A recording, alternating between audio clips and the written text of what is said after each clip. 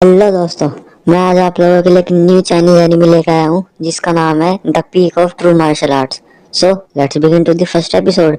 तो एपिसोड के स्टार्ट में हम लोग देखते हैं कि एक आदमी होता है जिसके पीछे बहुत सारे लोग पड़े हुए होते हैं, तो वो उनसे बच के भाग रहा होता है। तभी जब वो उनसे भाग रहा होता है तो तभी वो लोग उसे घेरने वाले होते हैं, तो एक आदमी उस पर स्पेल कर देता है जिसपे वो बीच में अपनी एक शील्ड बना लेता है और उसके तरफ बहुत सारे लोग आ जाते हैं, उसके चारों तरफ उसे घेर लेते हैं और फिर उसके ऊपर लगातार अटैक करते रहते हैं, जिसपे जो रोड के वहां से पहाड़ी से नीचे कूद जाता है। जिसपे वहां पे वो सभी लोग आके देखते हैं कि कितना मूर्ख इंसान था, इसने इस चीज के लिए अपनी जान दे दी। और हम देखते हैं कि जब वो वहां से नीचे गिरता जा रहा होता है तो वहां पे वो सोचता है कि फादर, मैं इस जन्म में तो आपकी अच्छी तरीके से ख्याल नहीं रख पाया, लेकिन अगर मुझे फिर से एक नया जन्म मिला तो मैं अपनी तरफ से कोई कसर नहीं छोड़ूंगा। और हम देखते हैं कि यहीं पे ये सीन कट हो जाता है और हम देखते हैं कि वहां पे कोई और अपनी आंखें खोलता है और वो आंख खोल के देखता है कि ये मैं कहाँ पे हूँ। और वो कहता है कि मेरे हाथ इतनी ज्यादा यंग कैसे हो गई।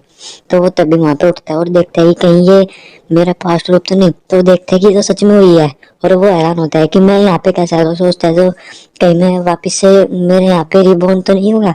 तो सोचता है कि आखिर ऐसा हो कैसे सकता है। और फिर तभी वो सोचता है और वो वहां पे इधर उधर देखता है तो उसे वहां पे कुछ बुक दिखती है और उसे अपने फादर की बातें याद आती है कि जब वो बचपन में होती थी और वो उनकी बातों को याद कर रहा होता है और वो खुश हो रहा होता है। और हम तभी देखते हैं कि उसकी नजर वहां पे एक दीवार पे जाती है जहाँ पे एक वहां पे तलवार लटकी हुई होती है। तभी वो सोचता है कि ये तलवार तो मुझे मेरे फादर ने दी थी जब मैं 16 साल का हो गया था। तो सोचता है कि कहीं मैं अब भी 16 साल का तो नहीं हूँ। और तभी उसके शरीर में बहुत तेजी से पेन होने लगता है, जिस पर वो कहता है कि ये क्या हो रहा है। और वो कहता है कि ये तो वही उम्र है। और वो कहता है कि इस मेरे शरीर पे तो वहाँ पे एक्सट्रीम यंग पॉइजन भी है।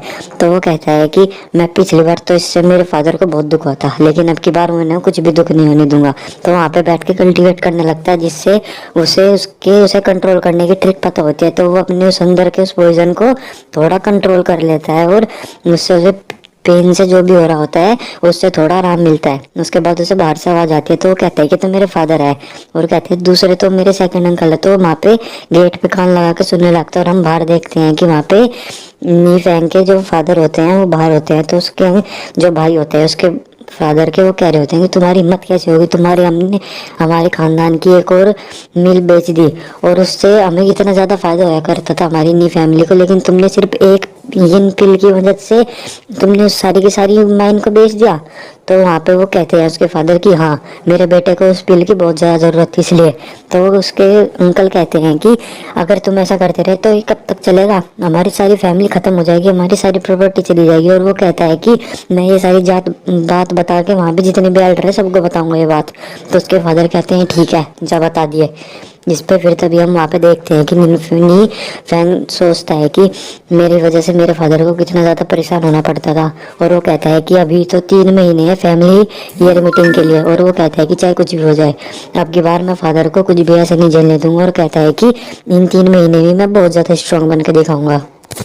और फिर तभी हम देखते हैं कि उसके फादर वहाँ पे आ जाते हैं। तो उसके फादर वहाँ पे आके देखते हैं कि ये तो होश में आ गया है। तो वे उसे देखते हैं और कहते हैं कि तुम्हें इस तरीके से नहीं होना चाहिए और खुश होते हैं कि तुम आज अपना देवती लग रहे थे, कोई भगवान लग रहे थे। और उन्होंने मुझे एक टेक्निक दी जिसकी मदद से मैं उस यंग पॉइजन से अच्छी तरीके से कल्टीवेट कर सकता हूँ और अब मेरी body young pure young body बन जाएगी। और वो अपने फादर को कहता है कि फादर आप भी इस टेक्निक को इस्तेमाल करके देख लिए। इस पर उसके फादर से साफ मना करते हैं कि नहीं, तुम्हें ये देती ने दिया है और वो इनका जरूर कोई ना कोई प्रीशियस गिफ्ट होगा, इसलिए उन्होंने तुम्हें ये दिया है और तुम ये किसी को भी नहीं दोगे, चाहे कोई भी हो तुम ये किसी को भी नहीं दोगे। टेक्निक और कहता है चाहे वो मैं ही क्यों ना हूँ तुम ये किसी को भी नहीं दोगे।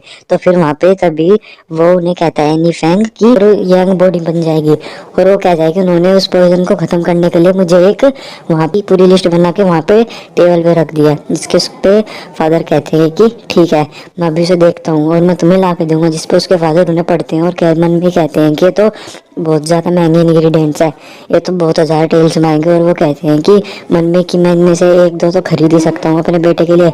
और वो कहता है कि चाहे कुछ भी हो जाए मैं अब की बार अपने बेटी 10। तो कहते हैं कि 10। और ये कहते हैं यहाँ पे हमारा एपिसोड खत्म हो जाता है। थैंक यू दोस्तों।